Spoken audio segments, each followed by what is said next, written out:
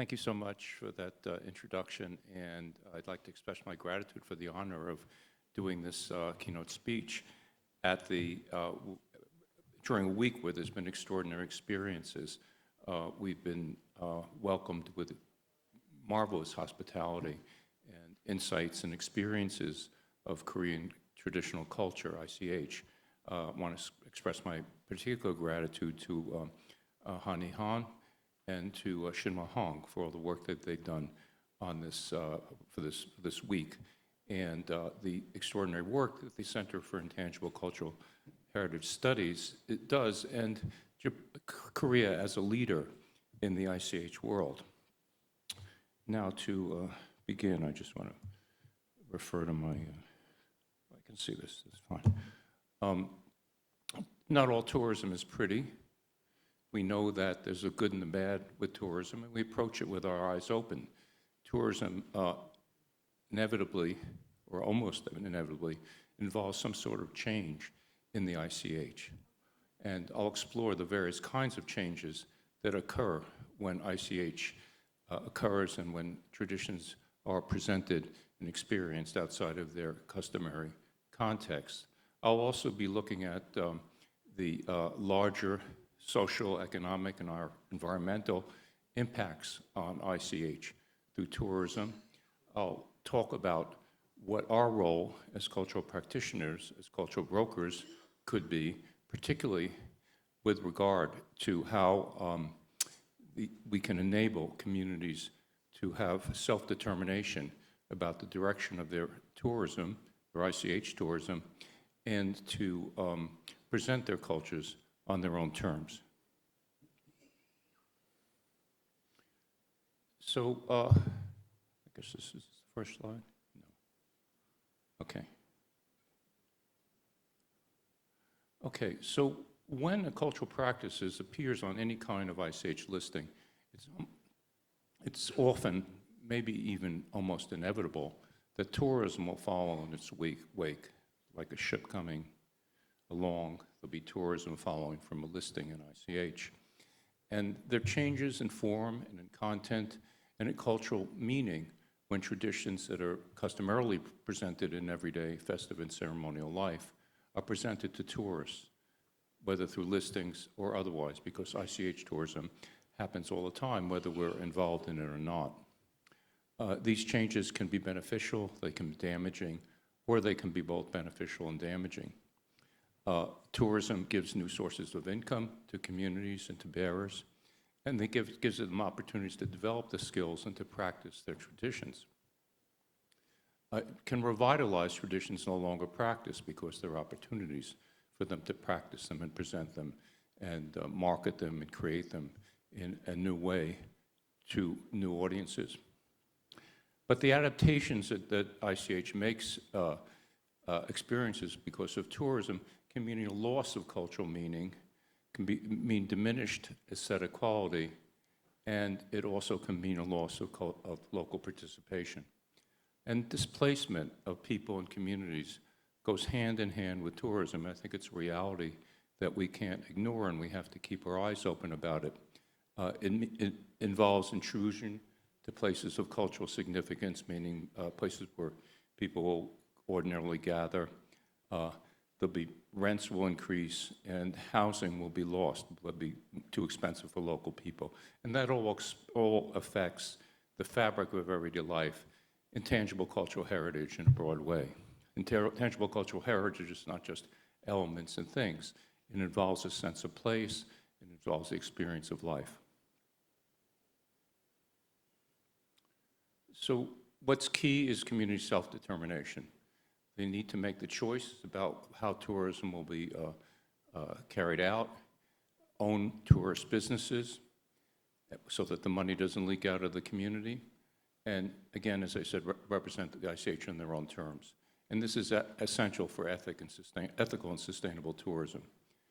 Communities may make the choice of rejecting tourism entirely, or they might limit the access to places of importance and sacred significance, particularly treasured places, to outsiders. They might restrict it or they might limit it. I'll show some examples of that. And they should be able to establish guidelines for appropriate tourist behavior. And I'll be speaking about over-tourism, which is a very hot topic around the world, particularly in some places where there's a great deal of tourism, like in Europe and places in Bali. So there can be a spreading out of activities in a spatial sense within a community or across the seasons at times of less tourism. We as practitioners of ICH are cultural brokers, which means that we can provide, broker makes things happen. We act in a mediating kind of way. We can provide access to resources. We can assist with the promotion of places within an ICH framework. We can do capacity building for business skills for ICH practitioners. We should also collaborate in planning with local communities and provide advice based on our own experiences with ICH tourism. But it requires community consent for involvement, and we also have to know when we need to leave and a community needs to take charge of tourism on its own terms. We can work with communities in a positive way, collaboratively, to design programs for tourism which make possible substantive, face-to-face, immersive experiences that are participatory and don't intrude upon a culture. And as people who work in NGOs, as direct them or involved in non-governmental organizations, we're in a very good position to lead the way to the understanding of ICH within tourism and show how tourism can be sustainable, drawing from our experiences on the ground, working directly with communities, doing research and presenting and facilitating presentations and performances and demonstrations and other activities, and also because we're aware of how tourism and ICH are so closely intertwined. I'd like to talk about a couple of trends in tourism. There's been a shift in tourism, we can call it a paradigm shift, from mass tourism, which dominated tourism for many years, to increasing phenomenon of experiential tourism. Tourists increasingly prefer experiential travel to mass tourism, which is distancing, which places people at a remove from cultures and communities and ICH practices. It's less mediated, and it's often participatory experiential tourism. It involves encounters in back regions where life has been lived away from the gaze of tourists. Now, in the scholarship about tourism, there's a distinction made between front regions and back regions. Front regions are where it's a tourist zone. It's a place where ICH will be presented in a controlled and theatricalized sort of way, typically, and it's connected with mass tourism. The tourists will only go to particular areas. What's happening with experiential tourism is that tourists are going beyond these front regions where tourists normally gather and going into communities, going deeply into communities. It can be an intrusive sort of thing, which means that there's less and less local use and connection to places which are culturally significant in cultural practices. So you might find a cafe or a concert venue or a place where people gather in a community, and it's overwhelmed with tourists, and local people don't have the experience of being in places that they've gone to all their lives. And it's a sudden and very traumatic shift. And experiential tourism has been fueled. It's happened because of a number of different factors: Airbnbs and other sorts of homestays, Lonely Planet types of guidebooks that suggest back region places to go, Instagram, TikTok, Facebook posts about tourism, travelers' blogs where they exchange experiences and they point to the back regions where people can go, and such experiences as cooking and crafts classes, local music venues, and restaurants. There's also a phenomenon known as slow tourism. And I think many of you have heard about slow food, where food is locally sourced and you enjoy the experience of eating, and it doesn't involve industrial food production as a reaction to the way food is processed and consumed. So tourism is a variety of experiential tourism. It's a kind of experiential tourism which emphasizes spending more time in a place, direct and immersive cultural experiences of local places, low carbon transportation, and a multi-sensory, meaning seeing, hearing, smelling, tasting, a total kind of experience, savoring of a place, enjoying a place, rather than a quick movement between destinations and it means being in tune with ecology and diversity. That's from a book named Slow Tourism that's published in 2010. Jeonju is a cheetah slow, and just as there's a slow food movement, there's a slow city movement. Cheetah is slow in Italian. And when Jeonju was recertified in 2016, the international organization Cheetah Slow noted in Jeonju the landscape management and maintenance of the Hanok village, which is right at our feet over here, right outside, the revitalization of neighborhood business districts, the protection of traditions, and the spread of Cheetah Slow awareness by local residents and visitors. So I think we can see very clearly that there's a strong consciousness of heritage among the local community here. And there's been a surge in tourism. I think it's really been preponderantly from Koreans, as I understand, and it jumped from 3.5 million in 2010 to 9.65 million in 2016. And I'm sure it's even much more now. And we're learning through our experience in Jeonju how this huge increase is managed and the pace of a city that has so many tourists. So we're in a tourist area now, and we see how it's experienced, and there's certainly guideposts, and if we read the signage around here, if we walk around the communities, we see that I think that there's a Cheetah Slow kind of perspective.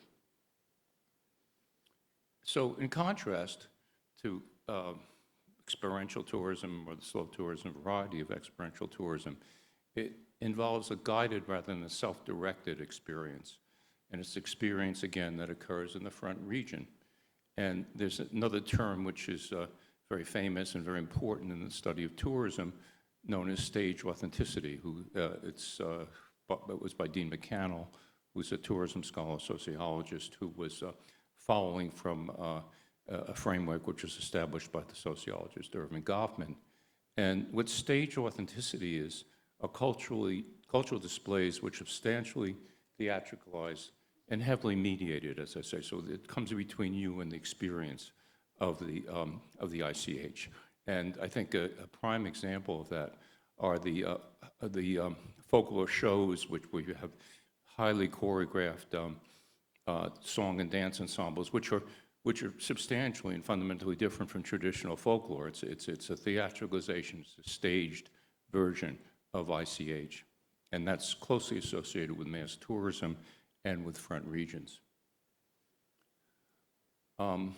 So what's happening now in tourism globally is back regions are becoming like front regions in a sense, because the local character of these back regions is endangered, it's at risk.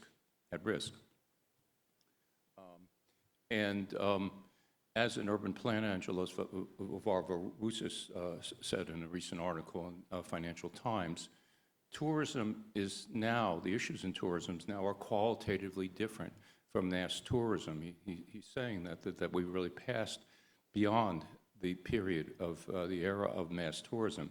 He says it's not a matter of numbers, towns, regions, and entire countries are turning into touristified societies, which means their landscapes, their self-images are being operationalized to serve tourists. So I think you can see that in some places in the world, and there's a pushback against it. Recently, maybe you read or heard about what was happening in Barcelona, where there were water pistols aimed at tourists and demonstrations by many people, scores, hundreds of people in Barcelona saying, we don't want tourists here. These are the places that are precious to us. And but the feeling that so much of Barcelona and other cities like Venice have been taken over by tourists. So what can we do about it as ICH practitioners, as cultural brokers?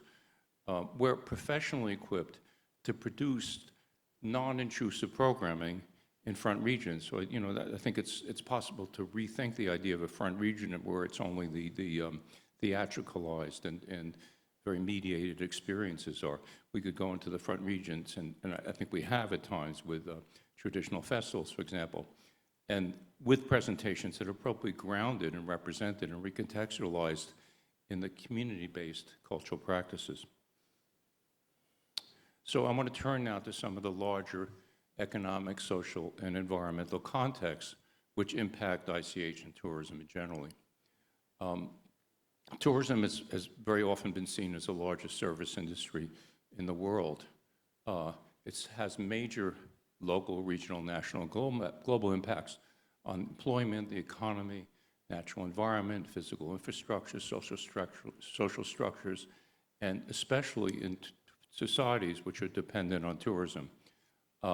It's represented the largest population movements across national borders in the history of humankind. So, you know, just think about that, of the hundreds of millions of people who are engaged in tourism, moving across borders, leaving their home communities at an accelerating pace, particularly in the late 20th and early 21st century. Now we see, as mentioned before, that the sudden loss of tourism during the pandemic really made a crash in many tourism-dependent societies. Now we see revenge tourism, as it's known. So people have been traveling and being tourists with a fury, with a great deal of tourism, an upsurge in tourism in the last 2 years. In the first quarter of 2024, it represented $3.3 trillion, 3% of the global gross domestic product. And in the first quarter of 2024, again, 295 million international tourists. In 2023, 330 million people were employed in travel and tourism jobs. That's UN tourism. That's what the World Tourism Organization is known as now. Is tourism clean and green? It's been thought that tourism is a clean industry because they're not smokestacks. There's not the kind of pollution that you get from manufacturing. Nevertheless, it has serious environmental impacts. Even though ecotourism can protect endangered flora and fauna, so that is a niche in tourism which is respectful of the environment. Much more often, however, tourism of any kind causes such phenomena as noise and light pollution. It disturbs bird nesting sites, and it damages coral reefs. And air travel of any kind for tourism emits a high amount of carbon. It's the efforts by airlines to diminish the amount of carbon that's emitted, but still it's a very big source of carbon. And some people who advocate for ethical tourism and environmentally responsible tourism contend that people should really travel close to home in a kind of slow tourism.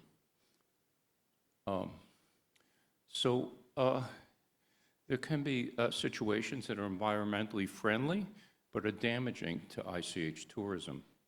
If you have new environmental regulations, people who are in traditional occupations like maritime occupations or agricultural occupations, particularly maritime is a good example, they can't fish like they had before. And indigenous communities, I think particularly you can see that in East Africa, are displaced as national parks and rich wildlife reserves are created. One kind of response, a couple of responses that have occurred, has been to train displaced fishermen in Anilao, which is in the Western Philippines, for jobs in scuba diving and training indigenous East Africans for jobs in protected wildlife areas. So the idea there is you give employment to people who have been displaced. But nevertheless, it means that there's an endangerment and a loss of the active heritage practice in people who are involved in herding, pastoral occupations in East Africa, for example, or fishing in the Philippines, as I mentioned. So they lose their heritage practices that are associated with the traditional occupations, and the places where they've worked and lived change. To look a bit at tourism, employment, and local economies, tourism creates new jobs, although most of the jobs are in low-wage and service occupations. The benefit from tourism happens on a very local level, in sort of a micro level, where the informal economy benefits from tourists, where local shops are patronized, market vendors, people selling things on the street, gain income, and souvenirs are sold by people locally, which may include traditional crafts, or it may include tourist art. And tourist art is a complex phenomenon because it certainly is a transformation, it's a change from traditional crafts, for example, which can be substantial, but can, in instances, contain an element of tradition. So another way that ICH from displaced communities and occupations that are no longer practiced is presented as in programs for ICH, that particularly occurs in museums and heritage sites, and in places like that, such as industrial heritage sites in various parts of the world. Formerly employed workers will present the occupational practices that they practiced in the past, and there might be crafts demonstrations, such as blacksmithing is a frequent example, that are presented as historical reconstructions, meaning they're revived from the way they might have been in the past, or they're presented by retired workers or workers who've been displaced by deindustrialization. Some of the economic vulnerabilities that occur in tourism involves, a major one actually involves economic leakage. That's a term in economics, which means that the benefit economic leaks out of the community in the context of tourism that occurs when large national, multinational corporations move into and dominate the tourist industries. Their foreign employees rather than local residents are hired, and food and other kinds of goods are imported rather than using what's grown locally. So what's important for us to advocate for is local ownership of tourism businesses and as much use as possible of local products, which keep profits within the community. And they also contribute to the sustainability of local culture, because this is what people have been customarily eating and producing and consuming, and it's ICH. When tourism dominates an economy, it can become like a monoculture, which means a single crop is produced. So you have a place to just produce rice, and there's the danger if there's a flooding, for example, and they can't grow the rice. So with tourism, there's severe economic damage, as we saw a few years ago, when there's a pandemic or a natural disaster and then there's not a diversified economy. And tourist-dependent island nations are especially vulnerable to that because they, the Caribbean is a very good example of that, and islands in the Indian Ocean, some of the tourism islands. And there's also a change in the rhythm of the year with tourism. So in some places, the people are very intensively employed for a few months, and then they may leave their community, right, for a number of months. So this impacts such kinds of ICH as cyclical festivals which happen at particular times during the year. To look at gender in the tourism economy, it does open up new employment opportunities for women. I cite here Herb Chambers. I have a list of references at the end. Women are almost twice as likely to be employed in tourism than in other sectors, and represent 54% of all employees in tourism. Women are overrepresented in service positions, but they're underrepresented in management and expertise. Women may become the sole wage earner for the family, and that will often disrupt domestic relationships, particularly when the men aren't working. I heard from a Chinese colleague once about a village in China where the women were working tourism and the men were at home, and I think that that was disruptive, and it also may have impacts that I think are worth exploring on ICH, which is gendered, which is the case of much ICH is practiced by men or women, but not by both. So, I said at the beginning that this transformation changes of form and of content and of cultural meaning with tourism. So with performance traditions, they become condensed, they're shorter in length. And the elements of spectacle are emphasized, the ones which are exciting, really visible, really vibrant, and showy are emphasized. There's a simplification of content in order to make them more comprehensible, more easily experienced by tourists. Now, ICH may be revitalized in its customary context through new opportunities for practice and presentation enabled by tourism opportunities. I'll show you an example in a moment from Bali, which means that there's more of an opportunity to perform ICH because of tourism, and it has an impact that can be quite positive for ICH.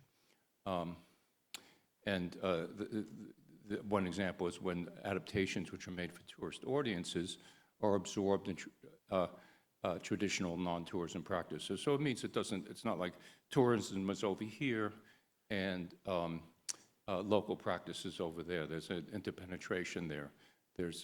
One affects the other.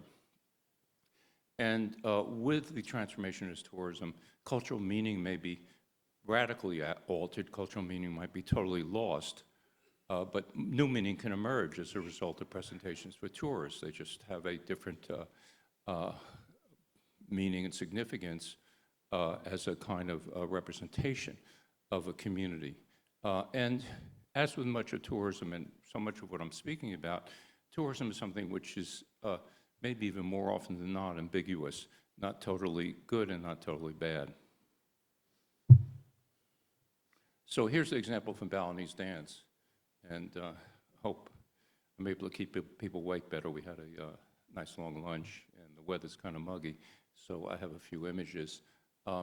So in Bali is a prime example of tourist productions providing experience of training for dancers and financial benefits. So what happens is the money which is made from Balinese dance, which is a very large part of the tourist experience in Bali, for any of you who've been there, and it's invested to buy new materials for traditional dancers and equipment for dancers. And there, as we see the influence on traditional practices here, that they use those materials and their equipment for dances performed in traditional dance for Balinese audiences out of the sight of tourists. Remember, before I went to Bali in 1989, I called Edward Bruner, who's an important scholar of tourism, and I said, where do I go to in Bali to see the real thing? Essentially what I was saying, where do I see the traditional dance? He said, well, you should go to the dance presentations for the tourists, because that's part of, understanding the whole complex of dance and tourism, and it contains such strong elements and dimensions of traditional Balinese dance. The dance which has been created for tourists in Bali has also entered the traditional repertoire. Again, you see this loop, this effect where there's a new dance which is created in tourism, and then becomes traditionalized and becomes absorbed within tradition and practiced within temples. So it's a very interesting phenomenon, thinking about how ICH may seem to damage a traditional practice. It can have the impact of creating a new tradition, something that becomes traditionalized and absorbed within the culture. Bali is a good example, as there are many examples in performance of an emphasis on spectacle, spectacularization. And that's particularly true for the representation of transpossession. But communities which present spirit possession or transpossession typically, I think, want to avoid people actually getting possessed. I've heard that from Afro-Caribbean ritual practitioners who perform in ensembles that present adaptations of traditional dance from Haiti or other parts of the Caribbean. So there are times where it might seem to cross over into an actual experience where people get possessed, and it does happen from time to time. But there's an effort to control it, which, again, makes it something different from something that we practice in a customary way.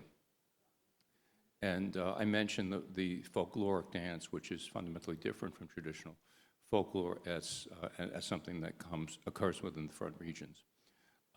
So Bali is one famous example in the scholarship and the study of tourism. So is a Laude festival in Hondarribia, in the Basque region of Spain. And we see an example there of how a practice is adapted for tourism.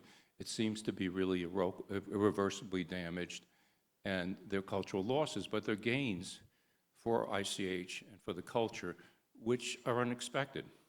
So it commemorates a 17th century victory over the French by the Basque. Before the 1970s, there was almost total participation by local people and a great symbolic importance. Then, after then, it became a tourist attraction for the city government, which promoted it heavily, an event which was staged, residents attended it less and less, and there was less interest in it as a living kind of heritage. It was performed twice daily instead of once, which is a very fundamental change in the way a tradition may be practiced. And David Greenwood, an anthropologist, was the one who studied and was very distressed and very negative about what had happened. But then David Greenwood returned to Hondarribia, and he saw that there was now a new cultural meaning by the late 1980s. Now people saw that the outsiders and local people themselves saw that there was a contemporary political significance because there was this contest over political rights in Spain because of Basque, the movement for Basque autonomy within Spain or independently. And so there's greater political awareness of the political rights of Basques among both Basques and non-Basques, and they're more conscious of their heritage. Now it became a self-representation to outsiders. So you see what's happening here. It seems like the practice is destroyed, it has no value, it's lost cultural meaning, but it actually has a new kind of cultural meaning, even though it's become touristified. Turning to crafts, I want to look at some community-driven programs in crafts that serve tourists, but also have had a revitalizing effect on the ICH. In many parts of the world, the crafts cooperatives and public programs which serve tourist markets, and they maintain the aesthetic quality and the cultural meaning and control of the market. And the crafts, however, may embody the changes in traditions that are generated by productions for tourists. So this is like the situation I just looked at. There's a change in a tradition because of tourism, and it becomes absorbed within the culture. These crafts programs and programs by cooperative programs and community-driven crafts organizations, they often include educational demonstrations and hands-on activities where tourists can experience the practice of a craft. So I think that these successful programs, and I'll show you a couple examples in a moment, show how successful ICH tourism can serve as a vehicle for sustaining cultural practices on a community's own terms while providing economic benefits for people who practice ICH and their communities. So here's one example. Unfortunately, I don't think I think actually this is a previous version of a PowerPoint that I provided. I think there was a little bit of a mix-up. So I can't show the hyperlink here, but I can, you can imagine it. So the basketry, the Tohono O'odham, who were called in the past improperly Apache, who were in southwest U.S. and northwest Mexico, it was originally made solely for utilitarian purposes, for just everyday sorts of activities in the community. Then it changed in response to the changes in availability of materials and the interests of collectors and tourists beginning in the late 19th century. So new forms of this kind of basketry developed. They became ongoing traditions. So, and then the sale of these baskets, which were decorative baskets but practiced within the community in the beginning of the late 19th century, became an important source of income as the economy of the Tohono O'odham changed from a subsistence and barter economy to something which was closer to a contemporary market economy. Like traditional crafts in other places in the world, miniature baskets were created which could fit in people's luggage. And we can compare as a change in form, transformation in form, condensation in performance, where performances become shorter, with miniaturization and crafts. So this is a very tangible and concrete change in form that happens with tourism. In the late 20th century, the programs developed to collectively organize production within communities, create new tourist programming, while also networking with other Native American basket makers. So there was a basketry organization for the Odom that was created in 1996. And like other crafts cooperatives within communities that serve tourists, it enabled direct source sales to the public, rather eliminating middlemen. So there's not economic leakage in this example again. So the people creating the craftspeople get the money, the profits, the revenue directly. This basketry organization helped to revitalize the basketry tradition, and it gave control of the market and quality to the craftspeople who were selling the baskets. This cooperative also had basket making classes. They negotiated permits for harvesting basket materials on public, private, and tribal lands. And I might mention also in talking about environmental impacts on ICH associated with tourism is that because of climate change, traditional materials are lost. So we can see that reflected and embodied in crafts which are produced for tourists. They were involved in networking with other Native basketry groups because there were several Native American basketry organizations who were formed in that period in the late 90s. Among the activities they're involved in is a celebration of basketry and native foods at a museum, the Arizona Sonora Desert Museum, which is a museum for a general audience. And this celebration includes weavers and foodways practitioners from different North American regions, from different tribal groups among Native American people. It includes participatory demonstrations that anybody can be involved in, and the sale of baskets. So for another example, I want to mention the Tan Ha Pottery Village in Hoi An, Vietnam. It's been a very important force for revitalizing and showcasing and selling to tourists the pottery that's practiced in Hoi An, which is terracotta and brown earthenware pottery, and had been produced for over 4 centuries, and it got a boost. It got revitalization through this pottery village, which was designed for tourists. It's a highly participatory site. Tourists were able to see, but also practice clay preparation, shaping of pots and pottery, and firing of a kiln. So they can do it all along with the traditional practitioners. There's also classes for people within the community and for younger people for the school programs.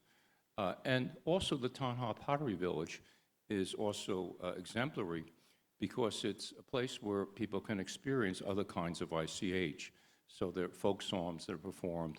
There's a game called the Bai Choi game, and there's a ceremony for deity that involves a bamboo dragon boat. So these different kinds of ICH are practiced within this one site, which is especially focused on pottery. Oops. So here's an illustration of it. And it's also been a place, Tan Ha Pottery Village, that has addressed over-tourism using a strategy which has been effective. So the central part of Hoi An, Vietnam, I'm going to speak in more depth about Hoi An in just a few minutes. It's located at some distance away from the heavily touristed concentration in the center of town.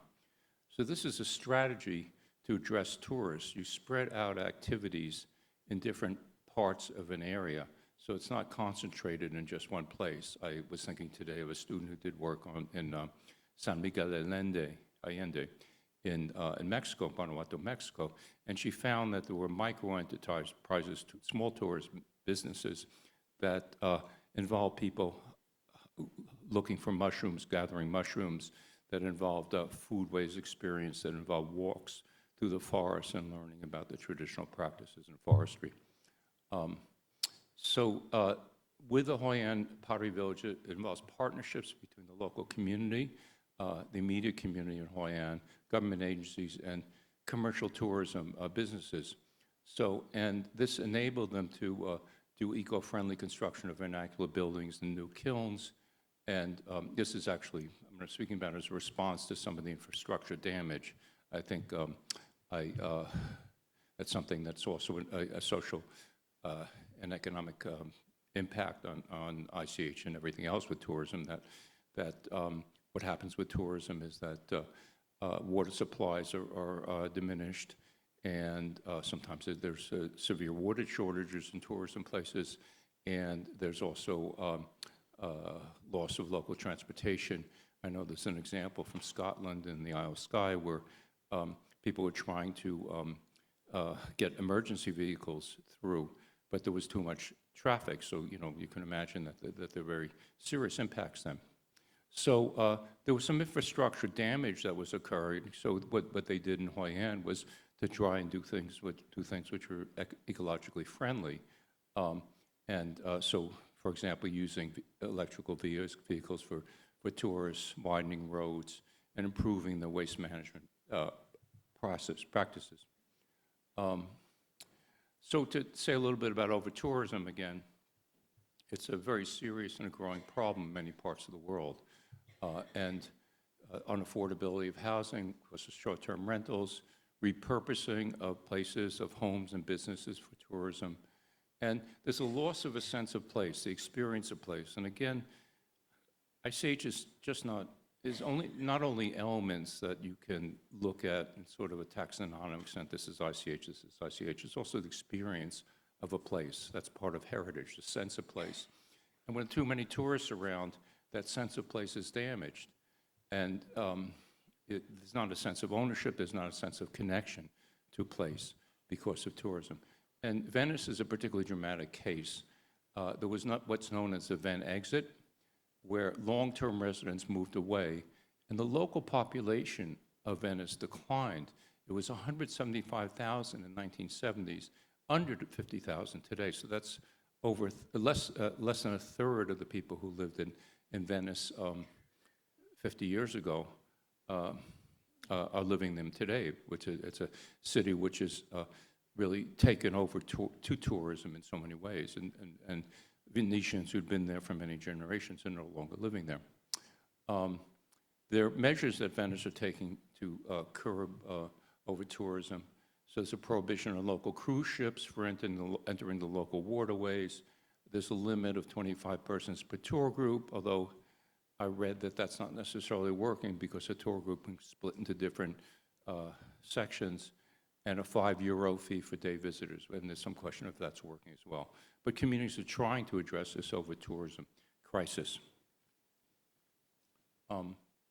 So how do you protect places which are important for a community? Did I miss one? No. Okay. So this has been a particular strategy in Native communities, indigenous communities in different parts of the world. They've developed approaches for restricting access and protecting their sacred sites. Luru, which you see here, used to be called Ayers something. In Australia, it's located in a national park, and tourists would climb it all the time. This is very disturbing to the Aboriginal people in Australia, in this part of Australia, Central Australia. And for many decades, the Aboriginal communities asked that climbing by tourists of Uluru be prohibited. Finally, in 2019, because the federal officials in Australia agreed to it and what the Aboriginal leaders wanted, they banned the climbing. And other examples of indigenous groups controlling tourism include in North America, where they're sharing authority in the management and the interpretation of sacred sites. So you have a national monument where the direction and interpretation is carried out by the park rangers and the interpreter people as well as the native people. And this is especially important when there's a grave site with the burial grounds. Among the Hopi Indians in Arizona in the United States, they have a comprehensive approach to restricting access and protecting back regions. So we go with back regions again from intrusion by tourists. So tourists can attend some, but not all, of the ceremonies in the Hopi country.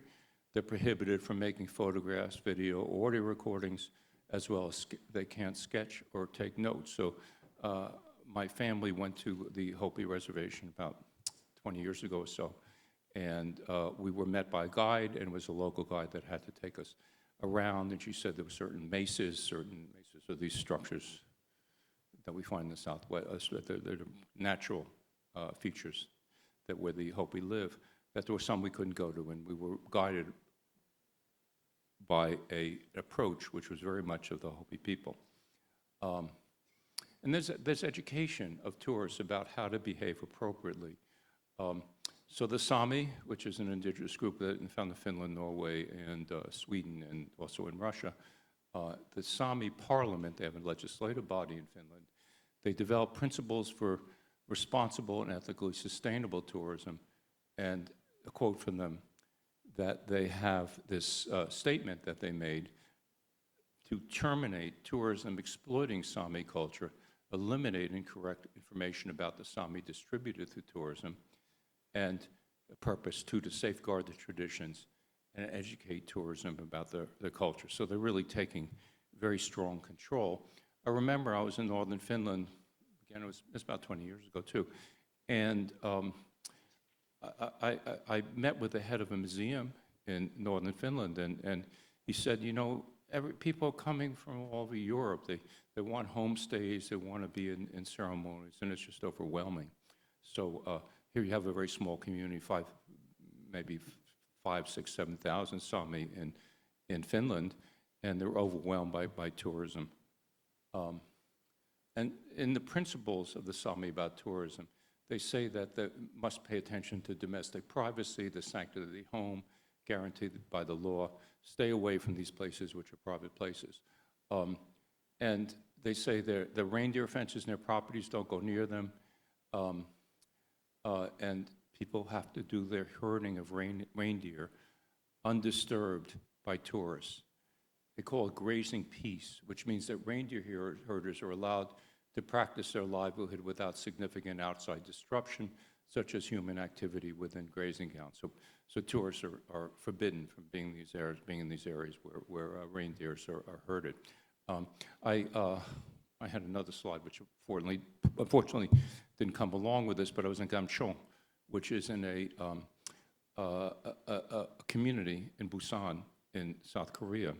I was there last week, and an image I was going to show you was that it said, please respect the privacy of our community. Don't go in the homes don't go to the places where people live. It's a sign where this is the tourism zone, and beyond there is not the tourism zone. You shouldn't go into these streets, these roads, and enjoy our community. It's very welcoming within these tourist zone, which has views of these vernacular houses. And Gamcheon is also notable because the members of the community in Gamcheon make decisions in a participatory, inclusive way about the direction of tourism. So sustainable tourism benefits from systematic planning. And planning by outside experts has to involve collaboration with local stakeholders from government, from the private sector, from ICH practitioners, et cetera, ICH bearers. And so there are multifaceted systematic pathways towards ICH planning, with planning towards sustainability of ICH. And again, it's not just element specific. I think that there's a real kind of the whole UNESCO system is so centered on elements, but it has to be done in association with other social and cultural factors. So ICH safeguarding with planning should be part of a comprehensive approach to address, to mitigate, and prevent damage to tourism that's out of control. So Hoi An in Vietnam was it's a World Heritage Site, and it was an ideal place for a plan by the UNESCO Asia Pacific Office in 2008, which was carried out closely in collaboration with the stakeholders in the community. The UNESCO plan included a wide varieties of kinds of ICH, and I think it's really to be noted that this wasn't done by an ICH entity. It was done by a World Heritage Site associated space and conducted by the UNESCO office there. So here's a list of the ICH that was included in the plan as needing safeguarding, and what was researched: music, dance, games, ceramics, folk beliefs and religious practices, woodworking and restoration skills, tailoring. I have a couple of shirts that I got in Hoi An. Maritime traditions, rituals, festivals, games, foodways, and performing arts. And again, looking at ICH in a larger way, not just as an element, family and village relationships were viewed as ICH. Again, more than as just kinds of elements in a UNESCO listing. There was a massive increase in tourism in Hoi An, went from 158,000 in 1997 to 1,500,000 in 2011. So there was social disruption, loss of traditional occupations, really serious strains in the infrastructure and damage to both the tangible and intangible heritage. So this report, which I recommend reading, and again I have it in my references here, included these factors. Tourism became the main focus of the economy. While there were new opportunities for employment, the young men who came from fishermen families, and fishing was a mainstay of the economy, they became cooks or bartenders or waiters. They would make more money there. The cost of living rose, and the prices for everyday things that only tourists could afford to pay. Motorcycle taxis are the main way that people get around in Hoi An, and they became geared to tourists rather than local residents. They were too expensive. Neighborhoods became gentrified. They catered to tourists rather than the local needs. Historic homes were now used for commercial purposes, similar to what I mentioned in Venice, and local residents moved outside of the ancient town, city center, to outlying areas. Poor families which were living on the beach and on dune land were displaced by resorts and luxury hotel developments. There's a big tourist center, and it's along the sea. Tours became practiced for the entertainment, rituals became practiced for the entertainment of tourists rather than for spiritual purposes. Everyday life sorts of activities became presented as staged entertainment and at times which were not culturally appropriate, so they lost their cultural function. There were local concerns about inappropriate dress, bathing suits in places where people shouldn't be wearing just that, shorts, et cetera, I guess, in temples, and inappropriate dress on the beach. I don't think the bathing suits were worn on the beach, but the dress was inappropriate there. There were spaces for worship, which was used in stores, and now the stores were entirely used for commercial purposes. The values of the cultures changed with greater materialism and shift from family-centered and community-focused. Remember, I said that's ICH behavior.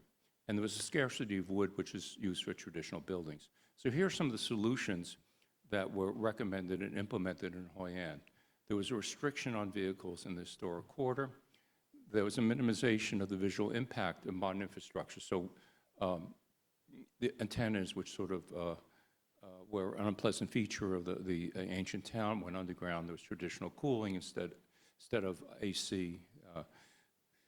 There was development encouraged outside of the historic core while maintaining the traditional neighborhoods in Old City outside of the view of tourists. So when I visited Hoi An, I guess it was 2015 or so, 2014, about 8 or 9 years ago, I met with some people who were officials involved in tourism and restoration, and they took me to a neighborhood where an area right a block or two from the ancient center of the ancient town, where they were restoring a traditional building. So although people moved out of the city center, there was still like a presence of people who had traditionally been in those neighborhoods.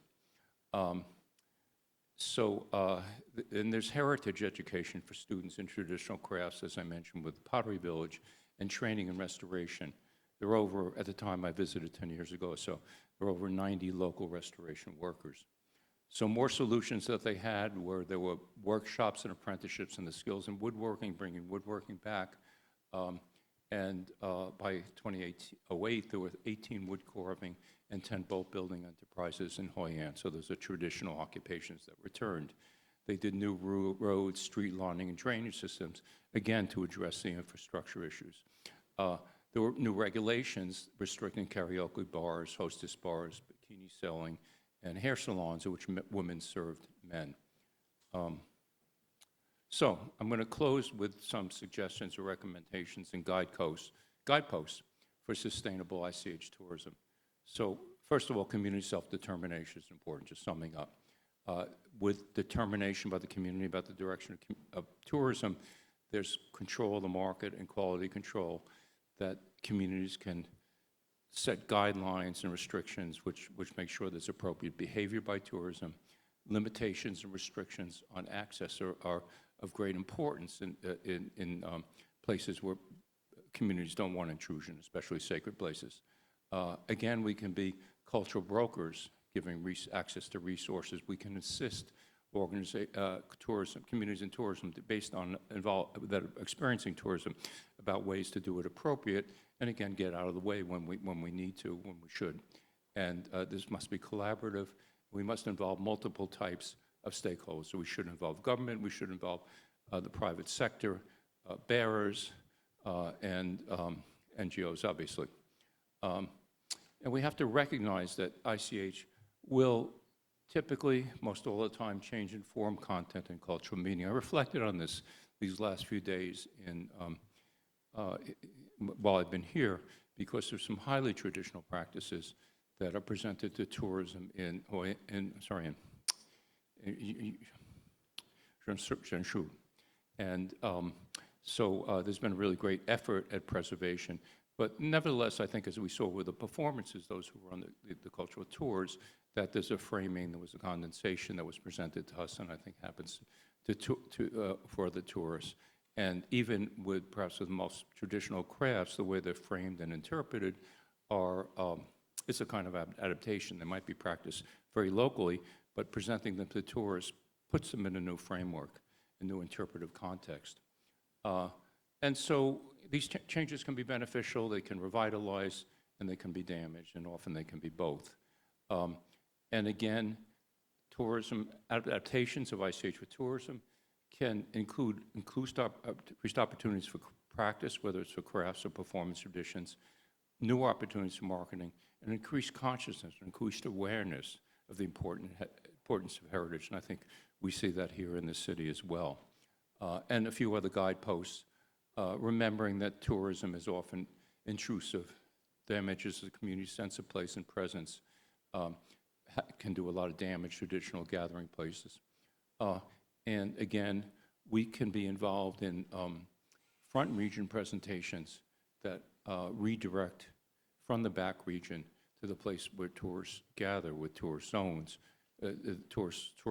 but present them in ways that are deeply grounded in the traditional context of practice. As ICH practitioners, I think we're professionally equipped to develop these non-intrusive practices. Research on ICH tourism, and there's a lot of research on tourism and heritage in tourism. A lot of it is really quite negative and deconstructive. Nevertheless, there's information that we can extract from it, especially studies which are over the long term and longitudinal, which follow tourism over a period of time. We saw that in a way with the David Greenwood study of Arabia. So even when these studies are highly critical and cynical, and I think those of us who know critical heritage studies know that there's some critical heritage scholars who are quite negative about ICH and certainly about tourism, there's information which we can extract. We can use them even though they might be negative, and that can enable sustainable ICH tourism. And finally, I want to say something about authenticity. So, and I want to say this from the beginning, that NGOs are in a position to take the lead in sustainable tourism because UNESCO has been very reluctant to be involved in tourism. A head of the Living Heritage Unit 10 years ago said, we don't do tourism, we don't want to do tourism. And there's been a recent study about the economic dimensions of ICH that did deal with tourism. There's some work being done by UNESCO, but there's so much that we can do because we're close to the ground. We study tourism, we work practitioners, so NGOs are really important. And authenticity is another word which UNESCO ICH doesn't like to use. I think part of it is because of its association with the built environment and the sense that authenticity means that it's kept in a pure form from its original form. There are multiple meanings of authenticity. One of the meanings of authenticity is genuineness as subjectively experienced. So it means a member of a community experiences something and said, this is the real thing, this is authentic, this is a category of thought, this is a category of language, and it's legitimate.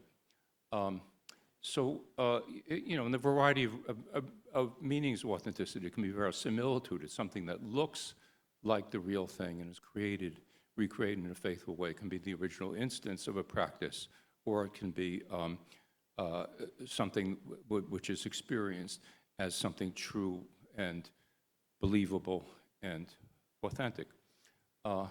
And so we should aim for authentic experiences, authentic in that sense of the genuine and something that's experienced in a way that's faithful to the culture, in ways that communities want to represent themselves. So authenticity follows from how community self-representation.